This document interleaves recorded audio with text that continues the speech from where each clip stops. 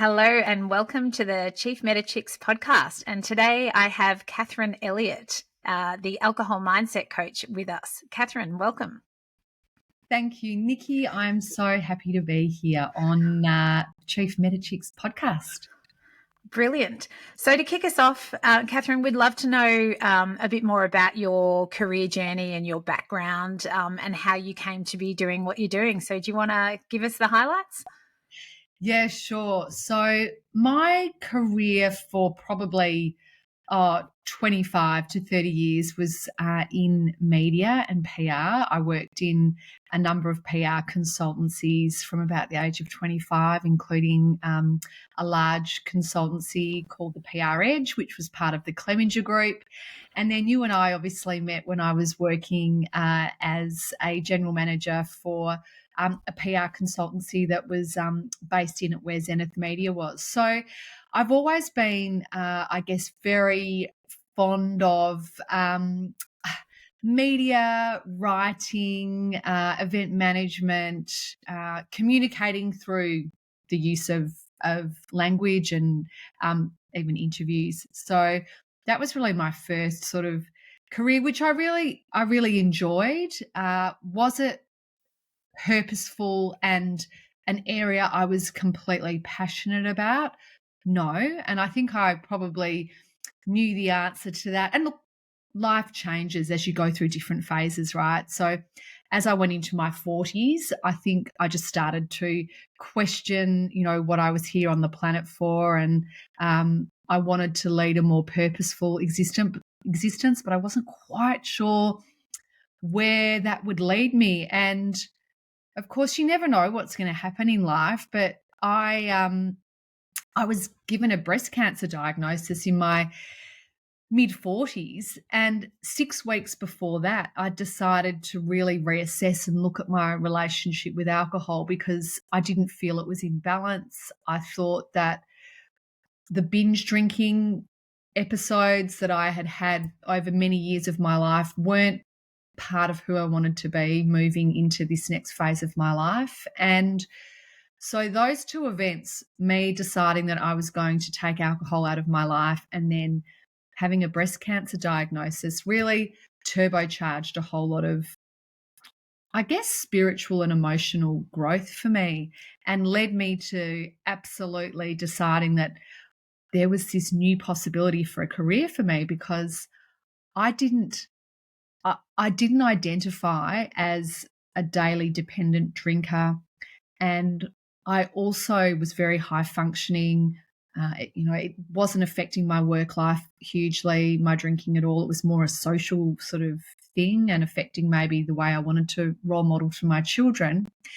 And so I saw a space and a gap, and I thought I would love to be an alcohol coach so that I can support people similar to myself who are quite high functioning, but they know that their alcohol use isn't in a place that they're happy with, and that they want to do better in their life, and that they want to expand and achieve more, and that alcohol's actually holding them back. So I studied to be an alcohol coach through this Naked Mind in America, because they were an organization that I'd connected with early on in my journey when I had decided I wanted to look a bit more deeply at alcohol and its impact on the brain and the body. And I did a sort of a 30-day alcohol experiment with them, and then decided to study. And I set up my own business, the Alcohol Mindset Coach, in July 2021. So that's, just on 2 years ago now. And it really has gone from strength to strength.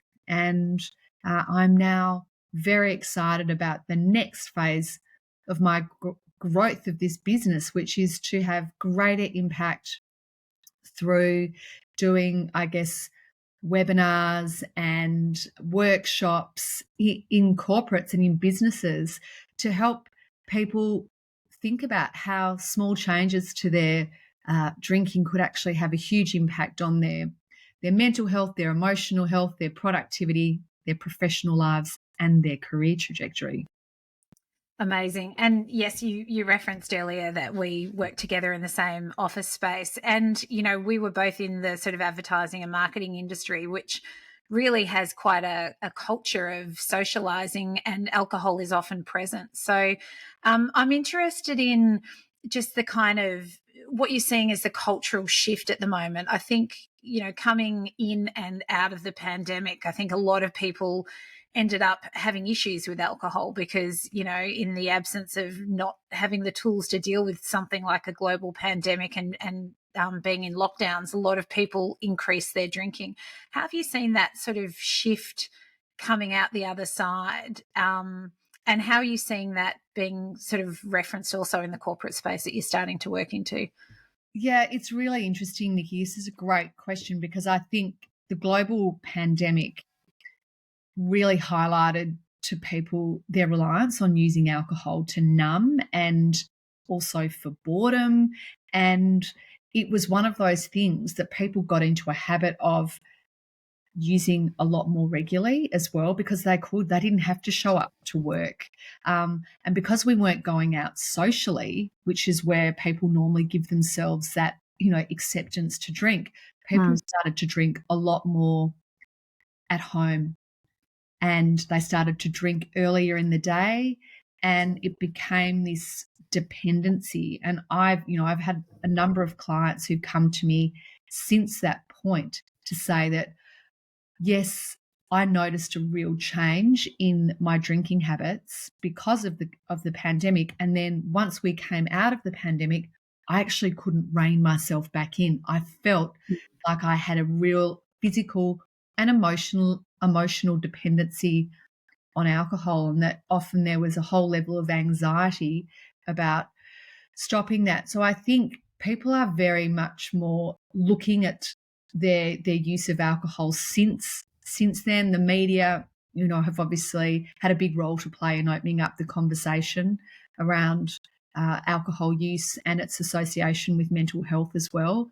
And this can only really be a good thing. And I think the other really interesting thing that we're seeing in Australian culture is younger Australians are drinking a lot less than previous generations. So, you and I were teenagers in the 80s and 90s, and of course, binge drinking was rife back then, and it was encouraged and celebrated.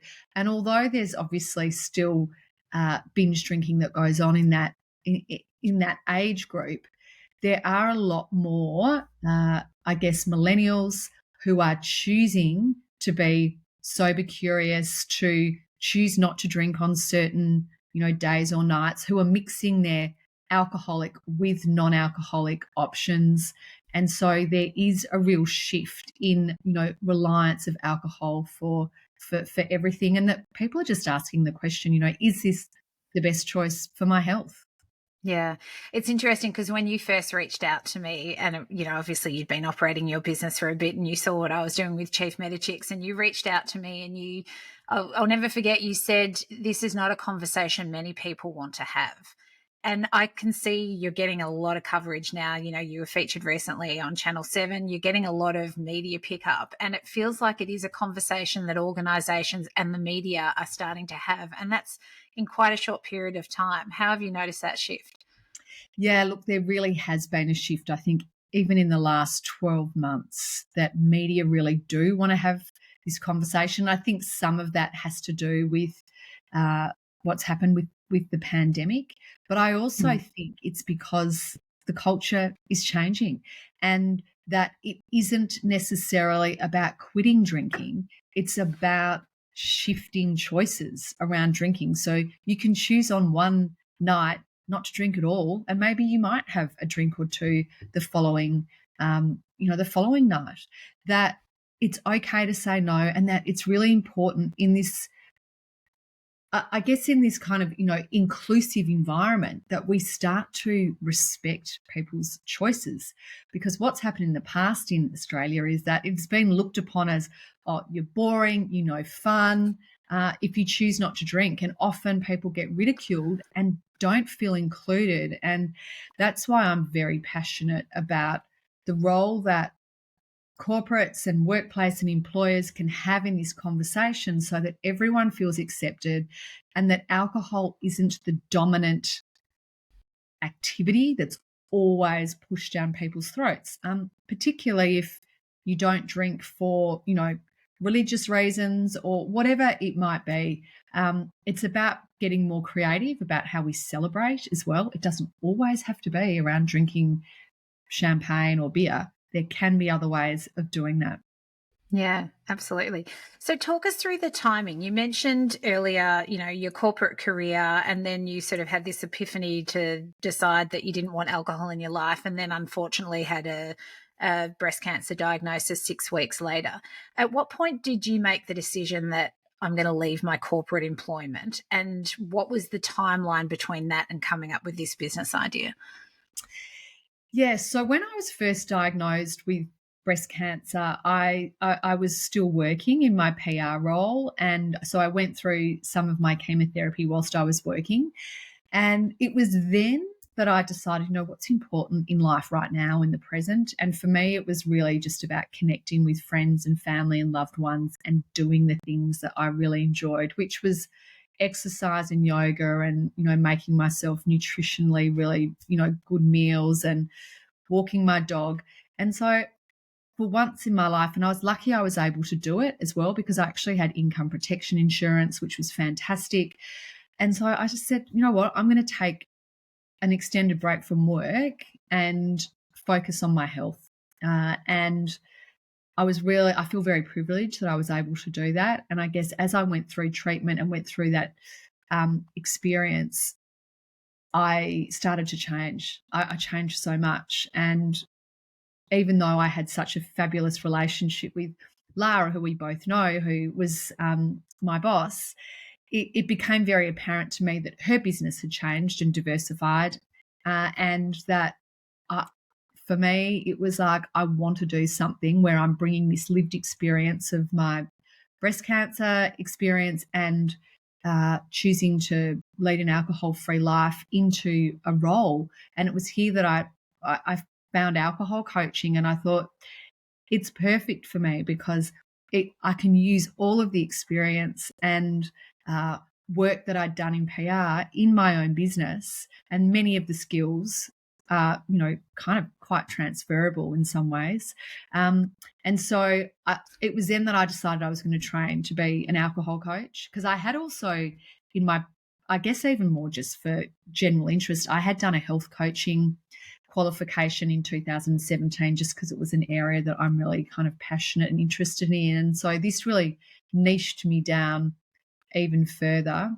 And I really just felt that there was such a gap in the market. And I thought, I feel like if I get onto this now, that it's going to be something that people will want and there will be a real need for it. And that's what I'm seeing now. I'm seeing alcohol coaching becoming much more mainstream, but also this, opening up conversations in corporates is starting as well, as part of the, the health and wellness and mental health pillar. Yeah, brilliant.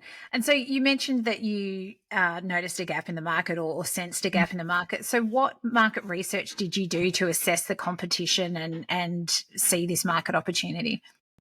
Yeah, I mean, I guess it was pretty easy. I mean, alcohol coaching in Australia, when I did the course in 2021, there were hardly any alcohol coaches in Australia. There were a lot of alcohol coaches more in America and the UK, but you could see this wave happening, and often they're a little bit ahead of Australia in terms of the market. And I thought to myself, I feel like if I jump on this, and it was more an intuition than doing too much market research, but you could see it was growing in both these countries, which really similar to Australia in many ways with the culture, particularly the UK. And the real niche for me was focusing on, high functioning professionals who were binge drinkers, so not necessarily rock bottom drinkers, really tapping into my own experience and knowing that actually there was nothing that I could see that resonated for me, because the traditional forms of support such as rehab and AA, that wasn't me. I mean, I didn't need something like that, but I would have loved to have had someone that I could be coached by who'd had a lived experience of their own issue and had worked through it and was able to hold a space for me where I could explore my own relationship with alcohol and make changes to it. And, by that I mean it is not about quitting drinking. It is about exploring your relationship with alcohol and making changes. And often with clients, it doesn't start with alcohol. It starts with, changes in themselves, because often they've been so harsh on themselves and alcohol has been something that they've been shaming themselves about. So sometimes it's actually about becoming less judgmental and more compassionate with yourself before we start to focus on the actual behaviour. Interesting. And so, I mean, it sounds like you were pretty clear. It was like a light bulb moment. But what gave you the courage to go, I'm going to give this a go? And did you have a fallback plan? Such a good question. Do you know what? I feel like because I had a cancer diagnosis and that had really made me question sort of my mortality in life and what it means, taking the jump into a professional, change like this didn't seem as scary, because I'd literally just gone through one of the most personal sort of scary things you can go through.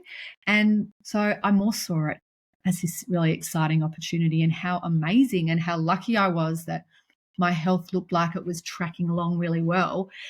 So for me, it was like, this is another chance in life to do something really exciting. And so that's the way that I saw it. Have I doubted myself? Yes, of course. How did it feel not to have any clients for a little while? Gosh, it's hard. I mean, even every month I wonder, where's my next client going to come from, and that's scary.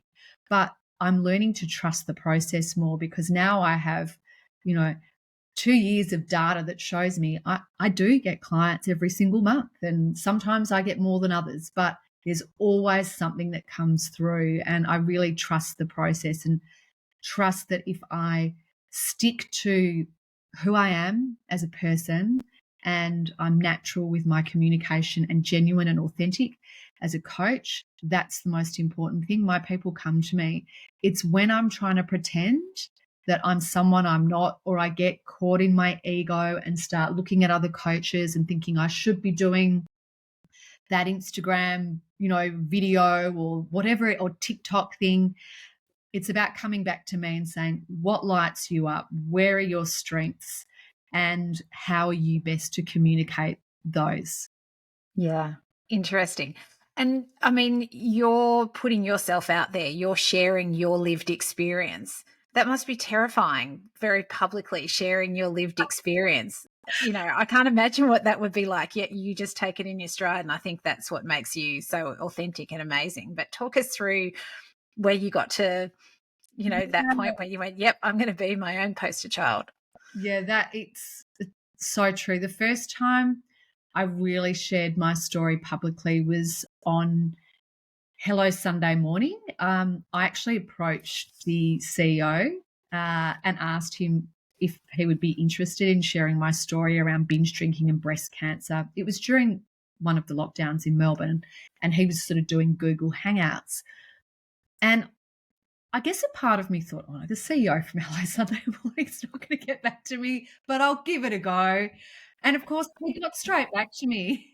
And he's like, you absolutely have a story to tell. Let's do this. And so then all of a sudden I'm like, okay, this is happening. This is actually going to be broadcast. And, it wasn't like it was a huge audience, but what it got me really clear on was, well, what am I prepared to communicate? What aren't I? What is the importance of storytelling? People want to hear, they want you to be vulnerable. They want you to share, because I can tell my story without some of the nitty gritty bits, but that's what people really want to hear. And that's actually what I want to share. And, I've done some work with, spiritual coaches, and I have been, what has been told to me and what I've got is that my vulnerability is a superpower for me. And so that is why I need to keep stepping into that space when I'm talking about my story, because not everyone wants to or can do it. And so for me now, I'm used to doing it. But it's really funny because my parents were like, oh my, they've heard my story now, but they didn't really know it or understand the story completely. And mum was like, I didn't realize that, your drinking caused you so much angst, or that this, or this happened. And, funnily enough, one of the things that I swore I would never talk about publicly was that sometimes when I had really massive sort of binge drinking blowouts, I would wet the bed. And now I'm telling you. But I swore to myself, that is so mortifying. That is so shameful. I don't want anyone to know that. But the first time I talked about it, all these beautiful people reached out to me and said, thank you for saying it, because that's my experience. And I thought that there was something wrong with me. So this is where we bring it all out. We talk about it, and I enjoy it now. I don't feel. I feel like as humans, the more we talk about the gritty, dark stuff, the more we connect and feel like we're actually all doing the best we can in this experience of life. And it's through the challenging times that we all really connect more deeply.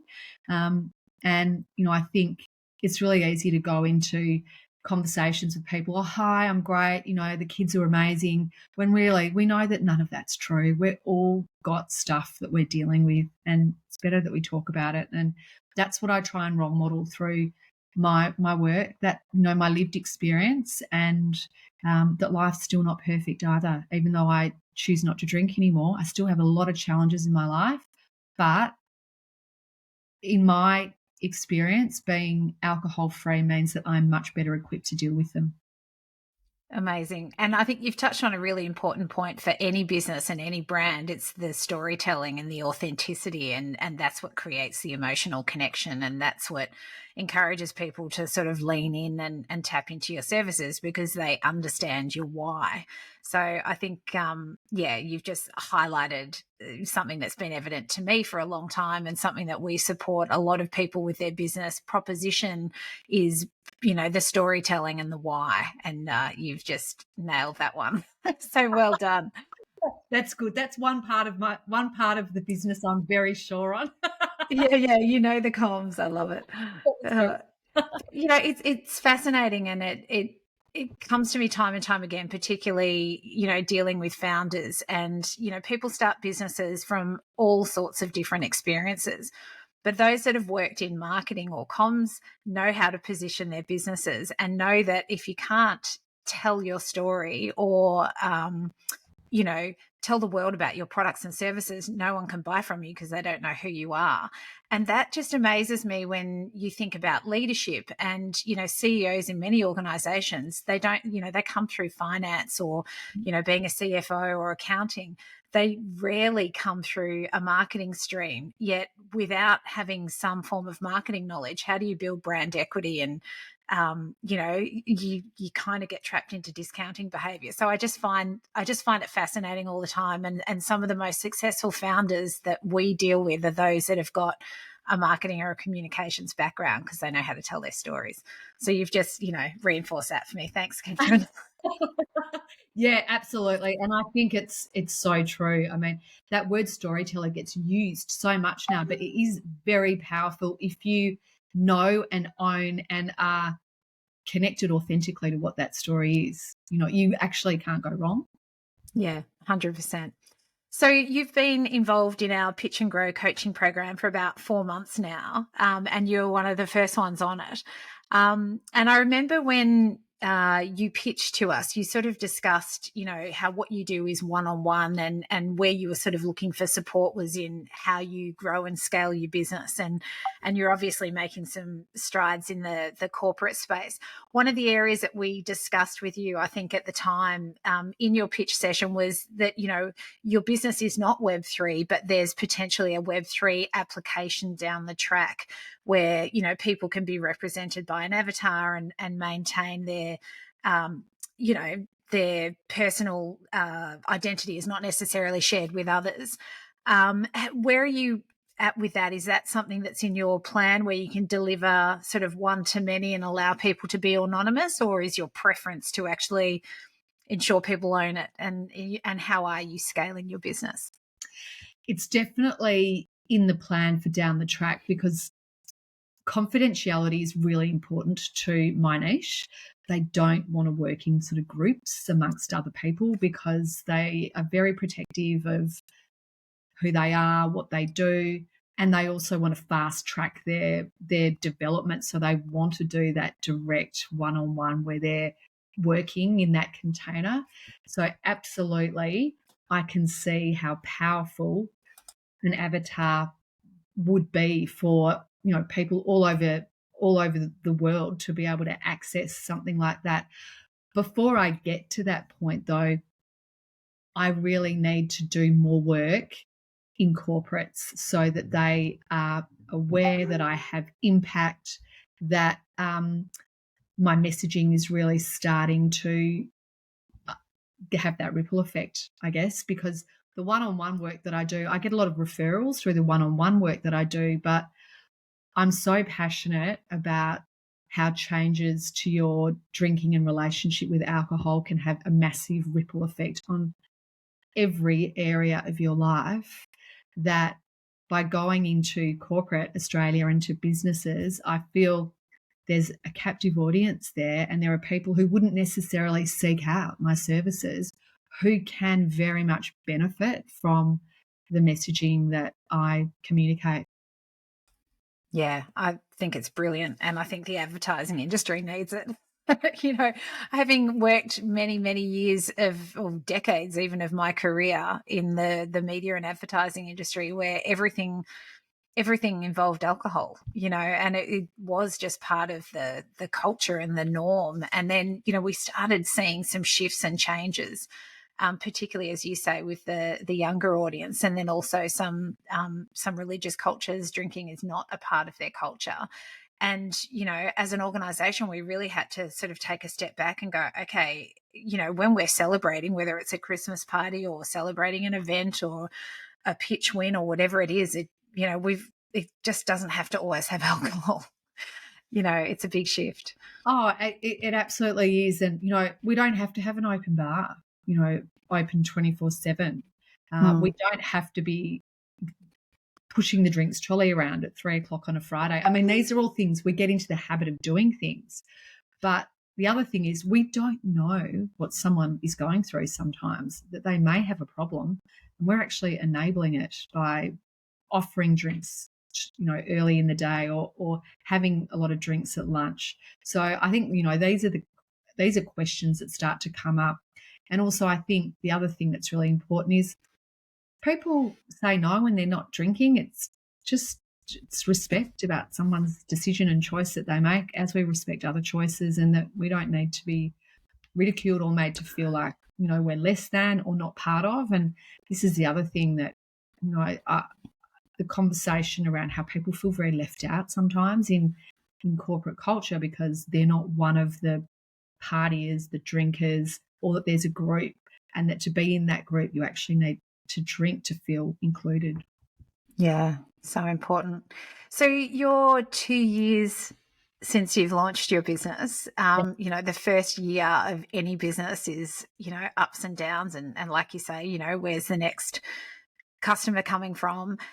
What key lessons have you learnt along the way, and how have you learnt to ride those highs and lows and manage the stress of cash flow in the early days?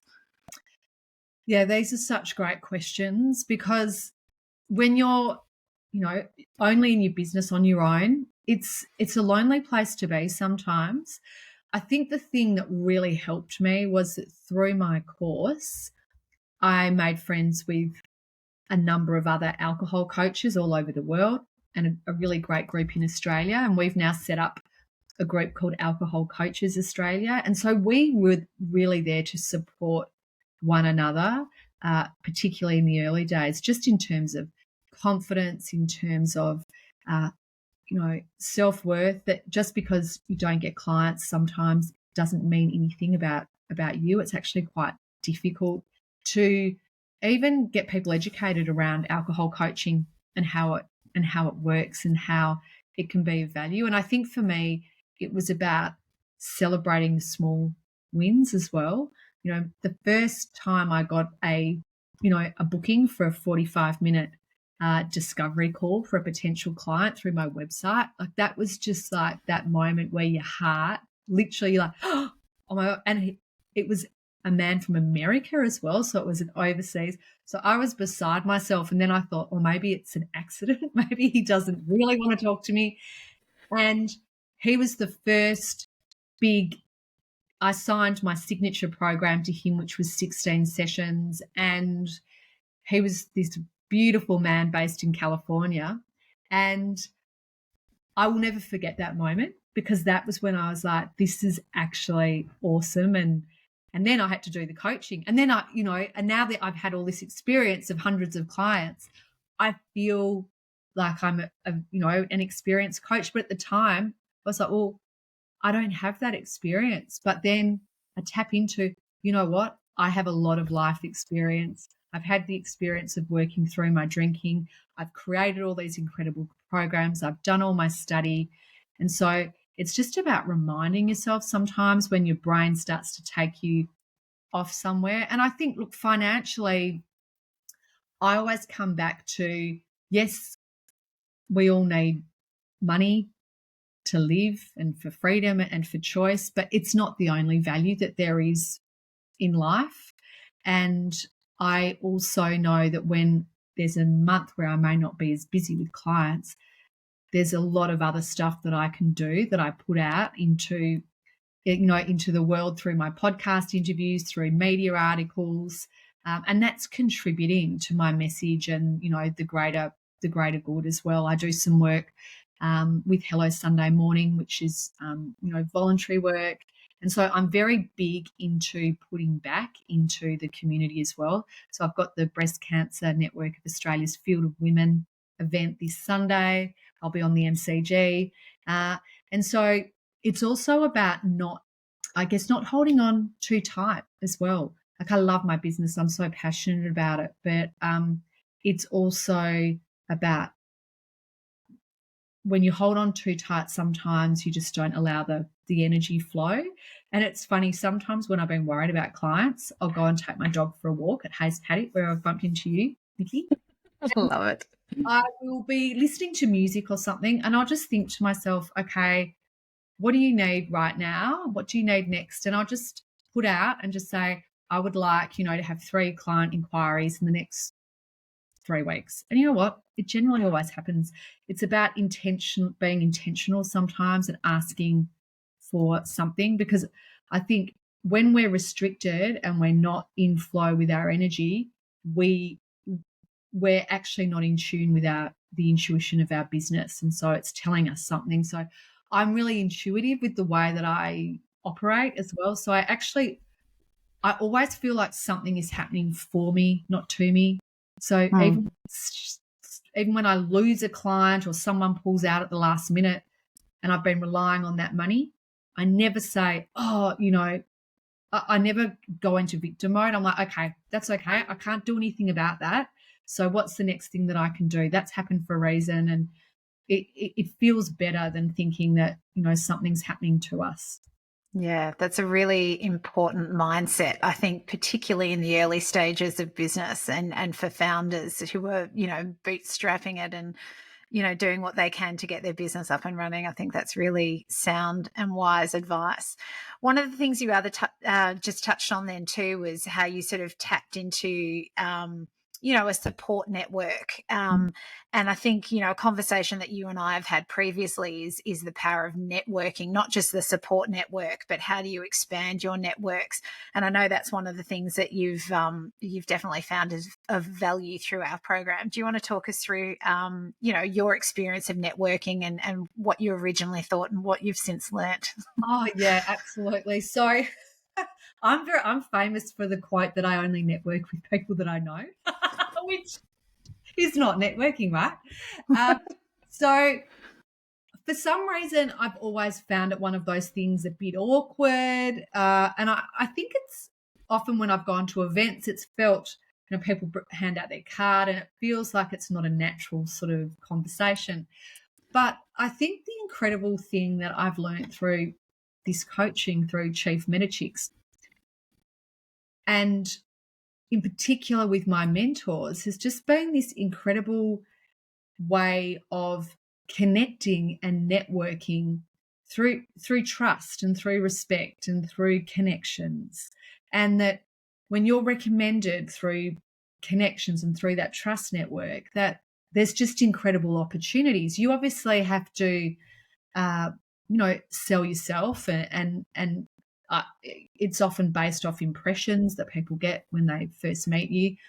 But I have just been so impressed by the generosity of the coaches and their introductions, and also just the beautiful supportive words and recommendations that they have provided. And it's allowed me to really push myself into an area that I was uncomfortable with. I've got my spreadsheet that's got all my, names on now, and following up and networking and who referred me and where I'm at. And I love it now because it's opened up so many new opportunities and connections that I never would have had. And it's actually given me a lot more confidence in this big corporate world that I wasn't sure how I would fit in. And now I know that I absolutely have a place there. And also that my worth, even my financial worth of, how you charge and what you're, even that was a really difficult scenario for me to work out.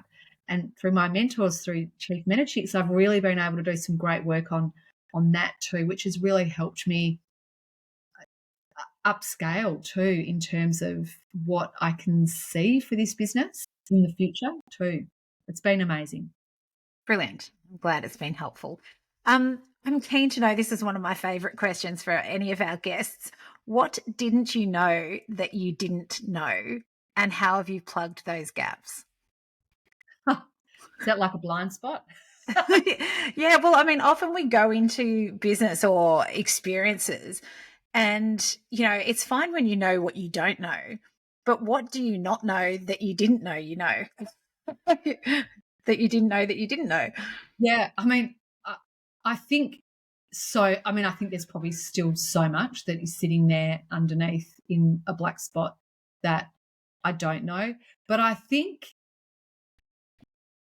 for me, through working with the mentors, I was not aware really of this, I don't know, this support that you can really tap into. I think I'd got into this mindset of having to do all myself, and that there is this incredible network that you can tap into, and people want to help and support you. I think sometimes you get into your head that everyone's in things for themselves, and particularly as a sole business owner, I have to work hard and I have to do everything. And I think the thing that I've been really, I guess, reminded of and even shown is that no, it's actually, there's a collective here as well. Even if you are in business on your own, there's this collective who's really there to support you. And I think that can really help drive your business, because you can't do things on your own. That's the thing. Most people do not do it on their own, but you think sometimes that you have to do it on your own. So I think that's been something that I have really learnt a lot more about during this process. Brilliant. Yeah, I think it's interesting, because I think when you're experienced and like you, my background was very much in the corporate and the bigger organizations, and I've certainly discovered the same thing. When you shift into that entrepreneurial founder space, people are really willing to help you out. It's not necessarily the case, because it's much more competitive in a corporate environment, where if someone gives you a leg up, they might be perceiving it as holding them back. And so there's less willingness to give you a leg up. Whereas I've certainly found in this founder, entrepreneurial and Web3 space, there's just such an appetite to support and to particularly to support women. And so it's just, there's just so much more generosity of spirit. And, you know, all the coaches are super passionate about helping other women, be it in leadership or in business. And so there is that willingness. So I'm very pleased to hear that you've experienced that. And it's my experience too. Yeah, that's great. So what do you think has been the key to your success, and what had you learned in your career prior that really set you up, do you think? I think the key to my success has been, I think it's all about taking risks and being courageous, and knowing that I feel like I've just hopped into an area just before it really fully takes off in a way. So I am really proud of myself for doing that, because there was a voice in my head at 47 that was like, oh gosh, a change of career now, how can you be doing that? But again, I feel like I've never been more productive, clear, creative. I turned 51 this year, and it's like, this is just the beginning of another really exciting career. And sometimes we put limitations on ourselves because of age or life phase or whatever it is. And I feel like there's so much wisdom gathered from all of the previous experience that I've had, that this is actually going to be the best yet. And well, in terms of what I've brought from my previous experience, I mean, so much, all the media and interviews and all that work that I do, and the confidence and clarity of message that I have, that's all come from years of working in that industry. And the best thing is that I'm actually selling myself, really. And I'm selling a vulnerable part of myself, but I know that I can't really get that message wrong, as long as I stay true to it and I don't, try and be anything that I'm not. And yes, there's a vulnerability, and sometimes you think, oh my gosh, is my ex-boyfriend of 30 years listening to this? I think, what happened? But you know what? That's great, because this is who I am, hello. I love it. That's so good. I love it. Keen to know what excites you most about your journey. I mean, I think we've got a fair flavour of it, but you've been on this incredible path. You've had some forks in the road. What excites you most about your journey? I think just being in this bit right now, I am super excited, because I can see, you hear about people talking about when their business was just about to take off, and I feel like that's where I am. I'm at this real juncture. I did really well with the one-on-one coaching and just getting the leads, and now I'm starting to get booked for corporate gigs, and I'm partnering with another coach in Sydney, and there's all of this, and it feels like there's something really amazing is starting to open up. And the thing that I'm trying to be really cognizant of is just being present in that, and not wanting it to be, massive, and not wanting it to grow yet. Just actually enjoying the process of what this is right now. And that's what I'm trying to do, because a lot of, when I've read people's stories in the past about, their businesses, or they've actually said, it's actually all about the journey and the experience through. It's not the destination. And for me, there isn't a destination.